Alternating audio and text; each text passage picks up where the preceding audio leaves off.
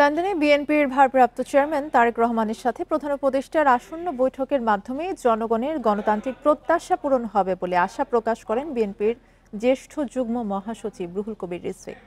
নয়াপল্টনে এক সংবাদ সম্মেলনে একথা বলেন তিনি। বলেন, এই বৈঠকে সংস্কার, নির্বাচনের বিষয়টি গুরুত্ব পাবে এবং বিভিন্ন সমস্যার সমাধান উঠে আসবে বলেও জানান তিনি।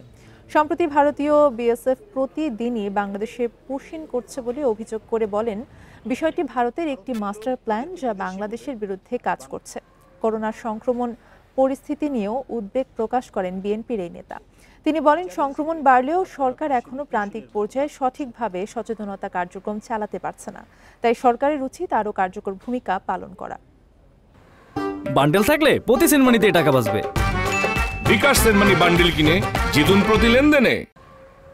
কি কথা হয় সেখানে, কি বোঝাপড়া হয়, সংস্কার নিয়ে কি আলোচনা হয়, সামনের নির্বাচন কি হবে, কখন হবে, যে বিষয়গুলি এখন ডিসকোর্স সারা বাংলাদেশে, এগুলোর মানে একটা সমাধান বেরিয়ে আসবে বা এগুলো নিয়ে একটা মূল বার্তা সেখান থেকে আসবে, এই প্রত্যাশা মানুষ করছে।